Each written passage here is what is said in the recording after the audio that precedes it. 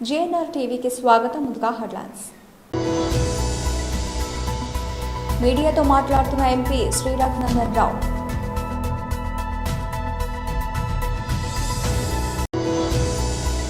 తెలంగాణ భవన్లో మాజీ మంత్రి సింగిరెడ్డి నిరంజన్ రెడ్డి ప్రెస్ మీట్.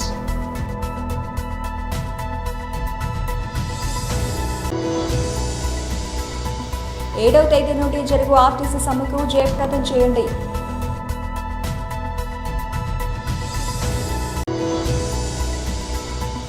మన్యం బంద్ అల్లూరు సీతారామరాజు విగ్రహ సాక్షిగా జూనియర్ కాలేజీ సెంటర్ వద్ద ప్రశాంతంగా జరిగింది. ఎదుర్కొన్న రెండో బంద్కే సూర్యవంశీ అవుట్, గవాస్కర్ అన్నట్లే జరిగిందా? మీడియాతో మాట్లాడుతున్న ఎంపీ శ్రీ రఘునందన్ రావు. దేశ ప్రజల ముందు చాలా కళ్ళ ముందు స్పష్టంగా కనబడతా ఉంది. అయినా మనకెందుకులే, మనకేం జరుగుతుంది అనేటువంటి రీతి లోపల అటు ప్రభుత్వ యంత్రాంగం ఇటు సమాజంలో ఉన్నటువంటి వివిధ వ్యవస్థలు పనిచేస్తున్నాయి. కాబట్టి కొన్ని సంఘటనలు విన్నప్పుడు, కొన్ని సంఘటనలు చూసినప్పుడు బాధ అనిపిస్తూ ఉంటుంది. వారం రోజుల క్రితం నా పార్లమెంటు పరిధిలో ఉన్నటువంటి పటాన్చెరు అసెంబ్లీ నియోజకవర్గ పరిధిలోని జిన్నారం అనేటువంటి ఒక మండల కేంద్రంలో ఒక శివుని విగ్రహాన్ని ధ్వంసం జరిగినటువంటి కేసుకి సంబంధించి పోలీస్ అధికారులు 3 రోజుల తర్వాత ఒక వీడియో విడుదల చేసి మదర్సా పిల్లలకి సంబంధం లేదు, ఒక కోతి అటువైపు వెళ్ళి ఆ విగ్రహాన్ని ధ్వంసం చేసింది అని కొన్ని వీడియోలు ఇవి సీసీటీవీలలో రికార్డ్ అయినాయని చెప్పి ఫుటేజ్ రిలీజ్ చేసి చేతులు దులుపుకొని వదిలేసినారు. తర్వాత 19 మంది హిందూ బంధువులని ఆ సంఘటనకు బాధ్యులుగా భావిస్తూ ఆ సంఘటన జరిగిన మరుసటి రోజు 19 మందిని, తర్వాత 3 రోజులకు 5గురు 24 మందిని ఇప్పటి వరకు అరెస్ట్ చేసి రిమాండ్ చేసి జ్యుడిషియల్ కస్టడీలో ఉంచడం జరిగింది. ఈ సంఘటన జరిగిన తర్వాత 4 ఎఫ్ఐఆర్లు నమోదు చేసి హిందువులలో కొంచెం చైతన్యవంతంగా ఉండి ఆ రోజు ఇది ఎందుకు జరుగుతుంది అని చెప్పి నిలదీసిన వాళ్ళందరినీ కూడా రిమాండ్ చేసింది తెలంగాణ పోలీస్. ఒక 4 ఎఫ్ఐఆర్లు నమోదు చేసిండ్రు. ఇది జరిగిన తర్వాత నేను 3 రోజుల తర్వాత సాక్షాత్తు రాష్ట్ర డీజీపీ గారిని కలిసి ఆ 4 ఎఫ్ఐఆర్లకు సంబంధించినటువంటి అంశం కోతులు చేసిన ధ్వంసం అనేటువంటి విషయం లోపల నేను నాకున్న సందేహాల్ని సాక్షాత్తు రాష్ట్ర డీజీపీ గారి ముందు ఉంచడం జరిగింది. అసలు మదర్సాలో ఎవరుంటున్నారు? మదర్సాల్లో ఉన్నటువంటి 70 మంది ఏ ప్రాంతానికి సంబంధించిన వాళ్ళు? వాళ్ళ తల్లిదండ్రుల ఐడెంటిటీ ఏంది? ఏ ఊరు నుంచి వచ్చినారు వాళ్ళు? మదర్సా ఏ రోజు స్థాపించినారు? మదర్సా స్థాపించడానికి ఏమైనా అనుమతులు తీసుకున్నారా? మదర్సాలో తెలంగాణ వాళ్ళు, జిన్నారం వాళ్ళు, మెదకోళ్ళు, మా బొల్లారం వాళ్ళు ఎవరైనా పిల్లలు ఉన్నారా? అసలు ఈ మదర్సా ఎవరి కోసం కట్టిండ్రు? ఏ దేశస్తుల కోసం కట్టిండ్రు? అట్లీస్ట్ తెలంగాణ వాళ్ళు కాకపోతే, మా మెదకోళ్ళు కాకపోతే హైదరాబాద్ వాళ్ళు కాకపోతే ఇంకెవరైనా పక్కూరు వచ్చిర్రా అనేది చూస్తే పోలీసులకి నేను కేటగారికల్గా డీజీపీ గారికి చాలా స్పష్టంగా చెప్పడం జరిగింది. వీళ్ళంతా బయట దేశస్తులు, వీళ్ళ ఐడెంటిటీ మీద ఒక ఎంక్వైరీ జరపాలి. అసలు ఆ మదర్సాలు నా మెదక్ పార్లమెంట్ పరిధిలో ఉన్న జిన్నారం మండలంలోనే ఇంకోటి శివానగర్లో ఒక మదర్సా ఉంది, సంగారెడ్డి నుంచి సదాశివపేట పోతే హైవే మీద ఒక మదర్సా ఉంది. వీటన్నింటి లోపల జరుగుతున్నటువంటి కార్యకలాపాల మీద నాకు అనుమానం ఉంది. మొత్తం మెదక్ పార్లమెంటే కాకుండా ఈ రాష్ట్రంలో ఉన్న మదర్సాలేని, అనుమతులేని, అందులో ఉంటున్న వాళ్ళు ఏ దేశం ఏ రాష్ట్రం వాళ్ళు, వాళ్ళ ఐడెంటిటీని ఒకసారి చెక్ చేయాలని నేను రాష్ట్ర డీజీపీ గారికి చెప్పినాను. కానీ పోలీసుల ప్రవర్తన ఎట్లుంటుందో మీకు అందరికీ తెలుసు. ఏం చేస్తున్నారో చెప్పారు. తెలంగాణ భవన్లో మాజీ మంత్రి సింగిరెడ్డి నిరంజన్ రెడ్డి ప్రెస్ మీట్ నిర్వహించారు. నిన్న ఉమ్మడి పాలమూరు జిల్లా పర్యటన చేపట్టడం జరిగింది. సాగునీటి మంత్రి గారు ఉత్తమ్ కుమార్ రెడ్డి గారు, సంతోషం. మేము డజన్ల కొద్దీ సార్లు డిమాండ్ చేస్తే ఆయన దయదలిచి వచ్చిపోయింది. నిన్న లోతైన గంభీరమైన సమీక్ష జరుగుతుందేమో అనుకున్నాం, కానీ సమీక్షకు బదులుగా సాగతీత కోసమే వైఖరి కనిపించింది. అయితే ఒక్క విషయంలో మాత్రం ఆయనకు ధన్యవాదాలు చెప్పాలి, సంతోషం వ్యక్తం చేస్తున్నా. ఏంటంటే గతంలో మేము ఎన్నిసార్లు చెప్పినా కూడా కాంగ్రెస్ పార్టీ నాయకులు పాలమూరు రంగారెడ్డిని చిన్న చేసి చూపించి పనులు ఏం జరగనట్లు రకరకాలుగా మాట్లాడారు. ఆయన నిన్న స్వయంగా ఆ పనులన్నీ చూసిన తర్వాత దాదాపు 90% పనులు పూర్తి అయినాయి. మిగిలినటువంటి పనులు వీలైనంత తొందరనే చేద్దాం అనుకుంటానే వీలైనంత తొందర అనేటువంటి దానికి ఆయన యాడ్ చేసింది 2 ఏళ్ళు. ఇక్కడ మనం విచారం వ్యక్తం చేయాల్సింది ఏంటంటే ఈ సాగదీత దగ్గర మరి 90% పనులు పూర్తయినాయి. మీరు కళ్ళారా చూసినారు. మేము ఎప్పటి నుంచో మొత్తుకుంటున్నాం. ప్రజలందరికీ తెలుసు, ఆ ప్రాజెక్ట్ పరిధిలో వచ్చేటువంటి ప్రజలందరికీ తెలుసు, రాష్ట్రంలోని ఇతర ప్రాంతాల ప్రజలకు తెలుసు, ఇంజనీర్లకు తెలుసు, మీడియాకు తెలుసు. 90% పైగా పనులు పూర్తయినటువంటి విషయం. మిగిలిన 10% పనులు పూర్తి చేయనికే ఇప్పటిదాకా వృధా చేసినటువంటి ఈ ఏడాదిన్నర సరిపోలేదా? ఇంకో 2 ఏళ్ళు అంటేనంటే మీ ప్రభుత్వ కాలగమనం మొత్తం 3.5 ఏళ్ల కాలం, విలువైనటువంటి కాలం అంతా కూడా ఈ ప్రాజెక్టు పూర్తి చేయడానికే ఉన్నట్లు మీ వైఖరి అర్థమవుతా ఉంది. ఈ 10% పనులకు ఇంత ఇరేషనల్గా ఎట్లా? ఇదేం పద్ధతి? దేనికోసం మీకు ఇంత సమయం కావాలి? అసలు ఈ ఏడాదిన్నర పాలమూరు రంగారెడ్డి మీద కట్టడం అన్నేయకుండా, ఒక పని చేయకుండా పూర్తిగా నిర్లక్ష్యం చేసిన దానికి మీ ఈ నిర్లక్ష్యపూరిత బాధ్యతను ఏమనాలి? ఎట్లా అర్థం చేసుకోవాలి ప్రజలు? ఏడాదిన్నరగా అసలు పని చేసుకోకుండా, చేపట్టకుండా, ముట్టుకోకుండా ఉండేటువంటి మీ వైఖరిని ఎట్లా అర్థం చేసుకోవాలి? అది జాలదన్నట్లు మళ్ళీ ఇంకా 2 ఏళ్ళ. ఇక ముఖ్యమంత్రి గారేమో సరే నేను చాలాసార్లు చెప్పినా, ప్రజలు చాలాసార్లు చెప్పారు, అందరు అడుగుతూనే ఉన్నారు. పాలమూరు బిడ్డ అని చెప్పుకుంటావు కానీ మరి పాలమూరు రంగారెడ్డి ఫలితాన్ని వేగంగా పాలమూరు ప్రజలకు ఇచ్చేటువంటి మనసు ఎందుకు రాదు? ఆలోచన ఎందుకు రాదు? చర్యలు ఎందుకు లేవు? ఇది మాతృద్రోహం కాదా? పాలమూరు బిడ్డది మాతృద్రోహం కాదా పాలమూరుకు అంటున్నా. ఏడాదిన్నరలో పూర్తి కావాల్సినటువంటిది ఏడాదిన్నర. TGS RTC joint action committee Kamareddy depot ఆధ్వర్యంలో ఈ నెల మే 7న మొదటి డ్యూటీ నుండి చెరుకు సమ్మెను జయప్రదం చేయాలని పోస్టర్ను ఆవిష్కరించారు. ఈ సందర్భంగా రాష్ట్ర అడిషనల్ సెక్రటరీ వెంకటగౌడ్ మాట్లాడుతూ ఆర్టీసీ ఉద్యోగులను ప్రభుత్వంలో విలీనం చేయాలని, ట్రేడ్ యూనియన్లపై ఆంక్షలు ఎత్తివేయాలని, గుర్తింపు సంఘం ఎన్నికలు నిర్వహించాలని, 2017 సంవత్సర వేతన సవరణ బకాయిలు చెల్లించాలని, కొత్త అలవెన్స్లు అమలు చేయాలని, రిటైర్డ్ అయిన ఉద్యోగులకు 2017 వేతన సవరణ జరిగి అన్ని బకాయిలు చెల్లించాలని, 2021, 2025 వేతన సవరణలు అమలు చేయాలని, ఉద్యోగ భద్రత కల్పించాలని, సిబ్బందిపై అధిక పని భారాలు తగ్గించాలని, ఎన్జీడబ్ల్యూ యాక్ట్ను అమలు చేయాలని, బ్రీత్ అనలైజర్ టెస్ట్ కారణంగా నిరపరాధులైన డ్రైవర్లను శిక్షించరాదని, వారిని వైద్య పరీక్షలకు పంపాలని, మహాలక్ష్మి పథకం అమలు జరిగే తప్పులకు సిబ్బందిని అక్రమంగా శిక్షించరాదని అన్నారు.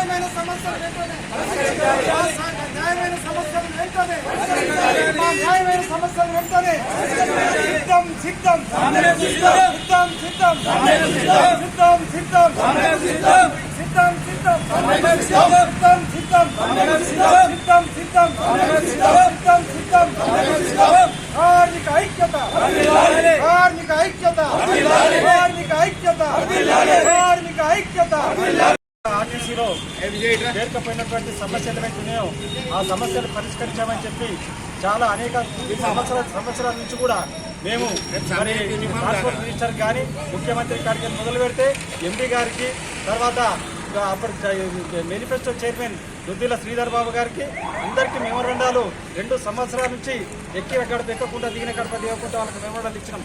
వారికి ఎందుకు ఇవ్వాల్సి వచ్చిందంటే మేము గెలిచి ఆర్టీసీకి కాంగ్రెస్ ప్రభుత్వం గెలిచిన తర్వాత మీ సమస్యలు పరిష్కరిస్తామని చెప్పి మా సమస్యలు పెట్టిన ఆ సమస్యలను మేనిఫెస్టోలో పెట్టడం జరిగింది. ఆ మేనిఫెస్టోలో పెట్టినటువంటి సమస్యలనే మేము పరిష్కరించామని అడుగుతున్నాం. ఆ పెట్టినటువంటి సమస్యలు ఆర్టీసీని ప్రభుత్వంలో వెంటనే విలీనం చేస్తాము. మీకు రావాల్సినటువంటి 2 పే స్కేల్ ఏవైతున్నాయో ఆ పే స్కేల్ కూడా మేము ఇంప్లిమెంట్ చేస్తాము.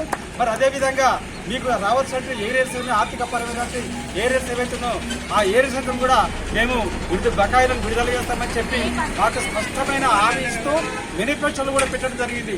ఆ మేనిఫెస్టోలో పెట్టేటువంటి అంశాలను పరిష్కరించామని చెప్పి దాదాపుగా 18 మాసాల నుంచి మేము మరి ఎక్కడ మరి చేస్తున్నప్పుడు కూడా ఆ సమస్య ఒక్క సమస్య కూడా పరిష్కారం కాలేదు. మరి ఓపిక బట్టి ఖచ్చితంగా ఈ సమస్యలు పరిష్కారం కావాలని చెప్పి మరి మొన్ననే పోయిన నెల 7వ తారీఖు నాడు సమ్మె నోటీస్ 3వ సమ్మె నోటీస్ కూడా ఇవ్వడం జరిగింది. దాంట్లో సమస్యలు ఇంకా పరిష్కరించాలని చెప్పి ఈ నెల మే 7వ తారీఖు నుంచి సమ్మె చేస్తామని చెప్పి మరి అల్టిమేటం కూడా ఇవ్వడం జరిగింది. ప్రభుత్వానికి లేఖ కూడా అందించడానికి 3 రోజులు ఇస్తారు. మరి ఇంకా కాలయాపన చేస్తున్నటువంటి పరిస్థితుల్లో ఖచ్చితంగా ఆర్టీసీలో 100% సమ్మె జరగడానికి ఆస్కారం ఉంది. ఈ పెరిగినటువంటి సమస్యలు ఏవైతే ఉన్నాయో, ఈ వేధింపులు ఏవైతే ఉన్నాయో, ఈ పెరిగిన పని భారాలు ఏవైతే ఉన్నాయో, ఇవన్నిటి మీద కార్మిక వర్గం అంతా కుతలాడుతున్నటువంటి పరిస్థితి డిపోలలో. మరి దాన్ని సమస్యలు పరిష్కారం కాకపోయినట్లయితే 100% 7వ తారీఖు నుంచి మరి సమ్మె జరుగుతుంది. ఈ సమ్మెకు పూర్తి బాధ్యత ఇటు మేనేజ్మెంట్ది, అటు ప్రభుత్వాలే.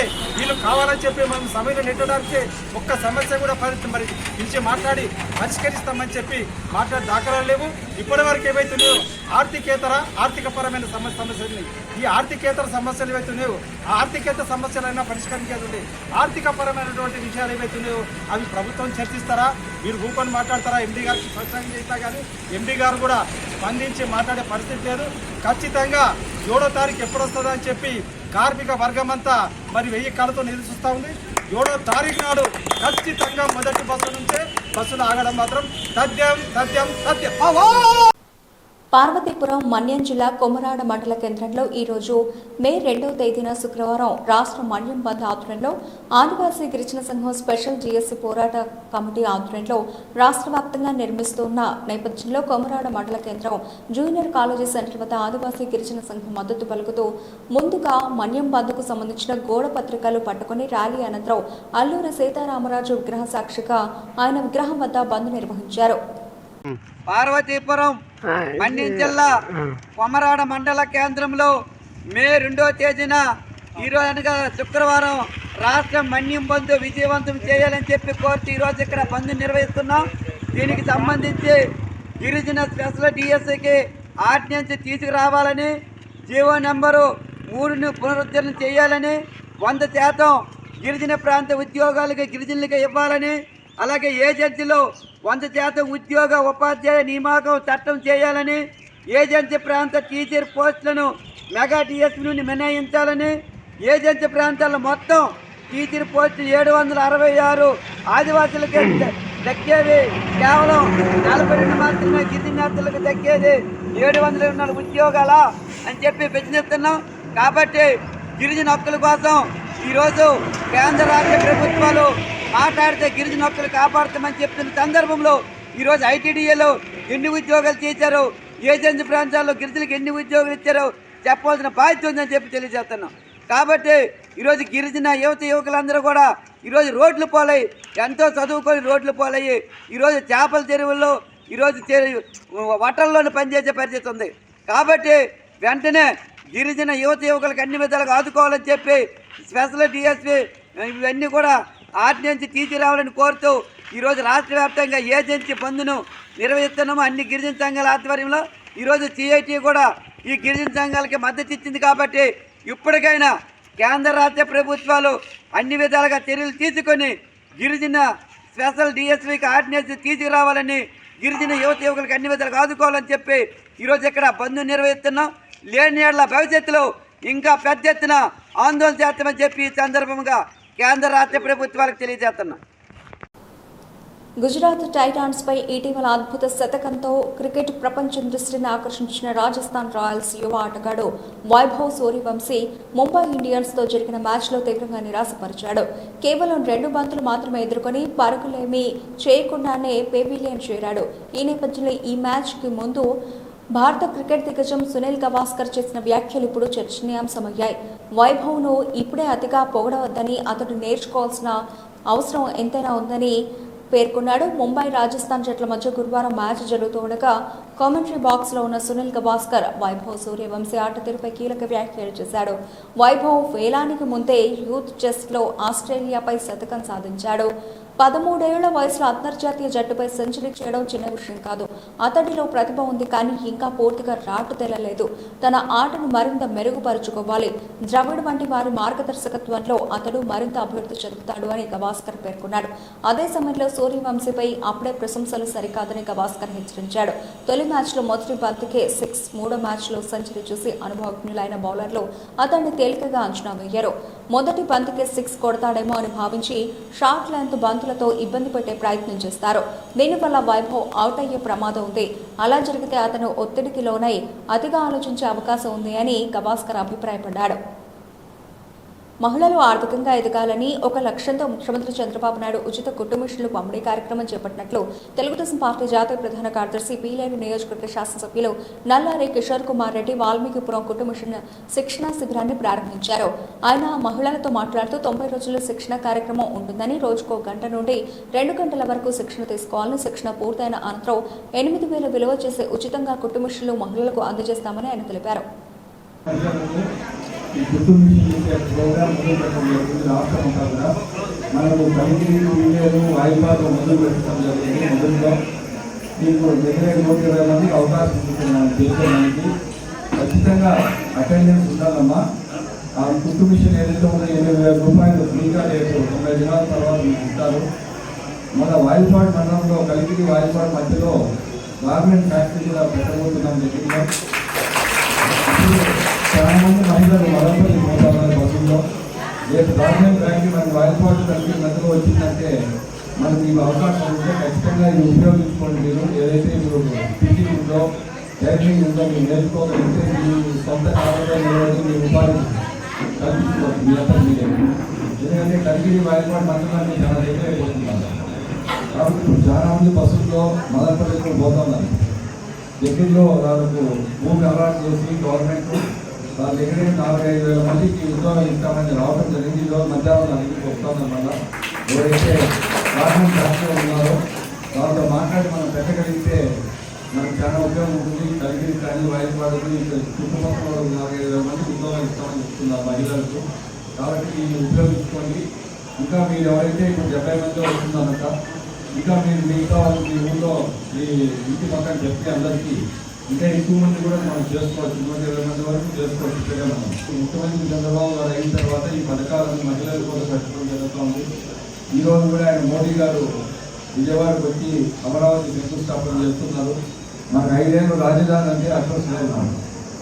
ఇప్పుడు తెలంగాణ హైదరాబాద్ ఉంది, తమిళనాడు మెడ్రాస్ ఉంది, కర్ణాటక బెంగళూరు ఉంది. మనకు రాజధాని లేదు. 5 సంవత్సరాల ముందు ప్రభుత్వం దాన్ని పట్టించుకోకుండా రాజధాని లేకుండా చేసేస్తున్నాం. కాబట్టి ఈరోజు 40,000-50,000 కోట్లతో పనులన్నీ కూడా శంకుస్థాపన చేస్తున్నారు అమరావతిలో. కాబట్టి మీరందరూ కూడా మనం ఈరోజు చంద్రబాబు గారి నాయకత్వంలో రాష్ట్రంలో ఎంతో అభివృద్ధి జరుగుతుంది. ఇక్కడ వాయిపాడు తూర్పుగోదావరి జిల్లా వైఎస్ఆర్సీపీ అధ్యక్షులు మాజీ మంత్రి చెల్లిపోయిన శ్రీనివాస వేణుగోపాలకృష్ణ ప్రెస్ మీట్ నిర్వహించారు. ఈ పత్రికా సమావేశాన్ని నిర్వహిస్తున్నాం. మన దేశంలో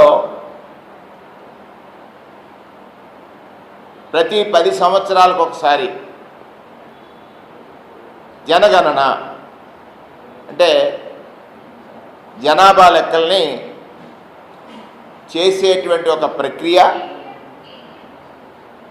ఆర్టికల్ 246 నిబంధన 69 ప్రకారంగా 69వ అంశంలో రాజ్యాంగంలో పేర్కొన్నటువంటి ఆర్టికల్ 246 69వ అంశంలో కేంద్ర ప్రభుత్వమే జనాభా లెక్కలు చేయాలనేటువంటిది ఉంది. ఈ జనాభా లెక్కలు ప్రారంభం ఎప్పుడైనవి అని ఒకసారి చరిత్రలోకి వెళ్ళినప్పుడు ఆనాడు రాష్ట్ర ముఖ్యమంత్రిగా జగన్మోహన్ రెడ్డి గారు ఈ కులగణన ప్రక్రియ దేశంలో మొట్టమొదటిగా చేయాలని ప్రతిపాదించారు. 2021వ సంవత్సరంలో ప్రతి 10 సంవత్సరాలకు జరిగేటువంటి జనగణనలో కులగణన చేర్చాలనేటువంటి ప్రతిపాదన చేస్తూ నాడు శాసనసభలో శాసన మండలిలో ఒక తీర్మానాన్ని ప్రతిపాదించి ఏకగ్రీవంగా ఆమోదించిన తీర్మానం కేంద్రానికి నివేదించడం జరిగింది. అయినప్పటికీ కూడా ఈ రాష్ట్రంలో ఉన్నటువంటి కులాల యొక్క కోరిక వారు తెలుసుకున్న తర్వాత అసలు ఏమిటి ఈ కులగణన వల్ల ప్రయోజనాలు అనేటువంటిది ఆయన ఆలోచన చేసి, కులగణన ఎప్పుడు ప్రారంభమైంది?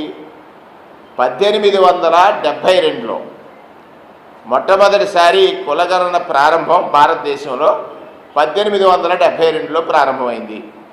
1872లో ప్రారంభమైనటువంటి కులగణన జనాభా లెక్కలు 81 నాటికి క్రమబద్ధీకరింపబడ్డాయి. 1881లో క్రమబద్ధీకరింపబడ్డాయి. 1881లో క్రమబద్ధీకరింపబడినటువంటి జనాభా లెక్కలు 1891,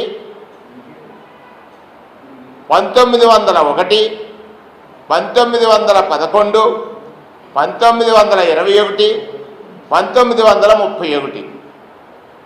1931కి చివరిసారి కులగణన జరిగింది.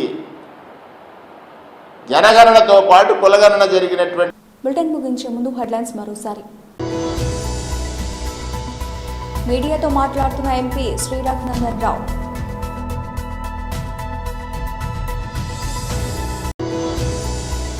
తెలంగాణ భవన్లో మాజీ మంత్రి సింగిరెడ్డి నిరంజన్ రెడ్డి ప్రెస్ మీట్.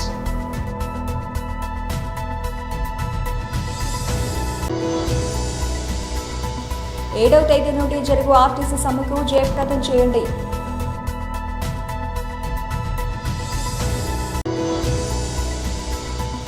మన్యం బంద్ అల్లూరు సీతారామరాజు విగ్రహ సాక్షిగా జూనియర్ కాలేజీ సెంటర్ వద్ద ప్రశాంతంగా జరిగింది. ఎదుర్కొన్న రెండో బంద్కే సూర్యవంశీ అవుట్, గవాస్కర్ అన్నట్లే జరిగిందా? ఇవి ఇప్పటివరకు నబిల్చిన అప్డేట్స్. మరిన్ని అప్డేట్స్తో మళ్ళీ కలుద్దాం. అంతవరకు సెలవు. నమస్తే.